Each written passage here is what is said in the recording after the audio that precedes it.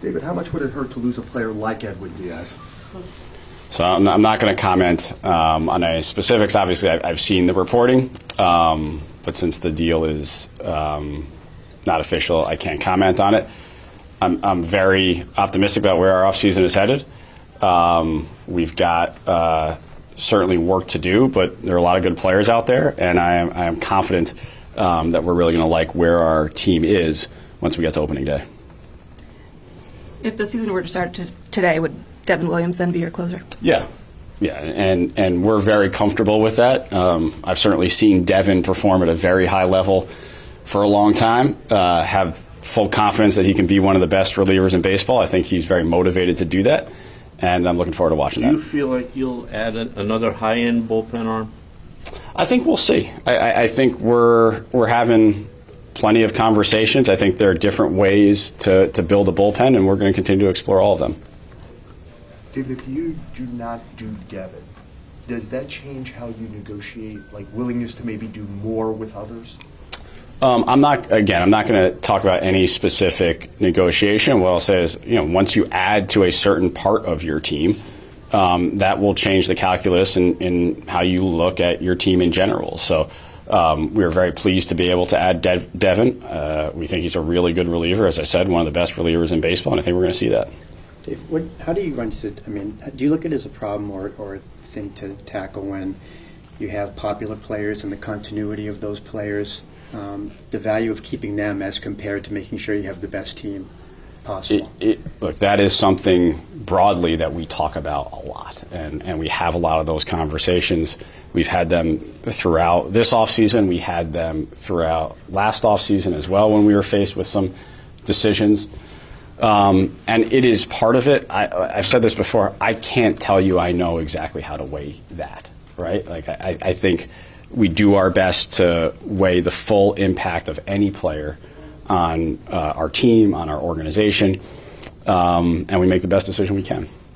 You obviously had a lot of coaching turnaround, including some really highly respected coaches like Jeremy Hefner. Are you ever concerned that might make you a less desirable place for players to come to? No, I think from the feedback I've heard from players is they're very excited to work with our coaching staff this year. We brought in a number of very highly respected, well thought of coaches throughout the league, and so I think we're going to have a group that's very excited to work with our coaching staff. When you go back to, first start drawing up off-season plans with the bullpen specifically, as we sit here in mid-December, is it shaping up the way you sort of envisioned? I think when we go into an off-season, we have lots of different paths that the off-season can take. We thought it important to bring in a reliever of really high quality. We're really excited that we were able to do that with Devin Williams. We think he's going to fit our club really well, and so I'm also confident we're going to continue to add to the pen and have a very good one when we get to the regular season. What did you figure out about Devin Williams' season with the Yankees? The underlying numbers were pretty on par with the rest of his career, but the ERA was obviously much higher. Yeah, look, I think a lot of this has been, frankly, pretty well documented and analyzed publicly in various ways. He got pretty unlucky. The underlying ingredients were still really good. This can happen at times with relievers where there's an anomalous period of time or there's an anomalous season. I think Devin, what excites me about Devin is he's not just saying, oh, I got unlucky last year. He's saying, I want to get better, and there's another gear. And yes, I know my stuff last year was really good, and the results probably didn't necessarily reflect how good I actually was. But I can actually get better, and I can manipulate the ball a little bit differently. And so I think Devin's looking for another level, which is pretty cool. David, how hard is it when you are dealing with ownership, a marketplace where you could afford to take extra steps to keep a discipline if you think it's beyond your discipline of where you want to go? Our resources that we have here are an enormous advantage. And as long as we allocate those resources intelligently, they're going to continue to be an enormous advantage. I think Steve gives us everything we need to have not only a great roster, but a competitive organization in every single respect. I think our players and coaches recognize that. And I have no doubt that we're going to continue to have the resources we need to compete at a very high level. I guess what I'm asking is just there's some point, because you do have Steve's backing, to say, damn it, I'll just do. It's uncomfortable, it's not the discipline, but I'm going to do it because I can. Look, I think we're always weighing how certain transactions fit into the larger puzzle of the resources we have. We have a lot of resources. No team has unending resources, and I've said that before. We've got all the resources we need, all of the payroll space we need to put a really good team on the field. That doesn't mean it's infinite, nor should it be.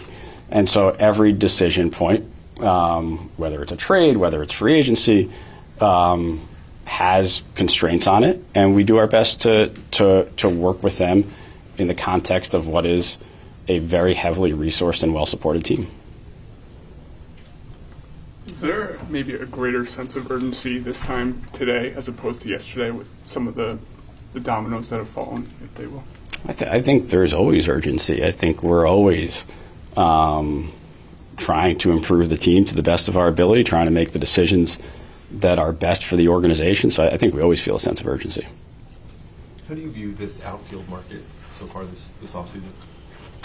I think between what's available in free agency and some of the names that are being talked about in the trade market, that there's a pretty robust group out there. There's a pretty robust market. And look, we're going to continue to explore that. And I also think we've got some really good internal candidates as well. Were you caught off guard this morning by any of the free agent signings, or did you see them coming?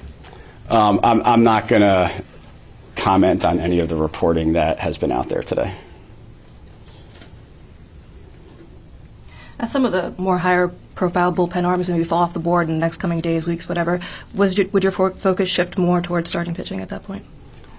Throughout the offseason, I think we've been engaged on all segments of the team, bullpen, starting pitching, position player grouping, and so I think all of those pursuits will continue. Are you committed to Clay Holmes for the rotation at this point, or could he enter into the bullpen conversation? At this point, we're viewing Clay as a starter. Okay.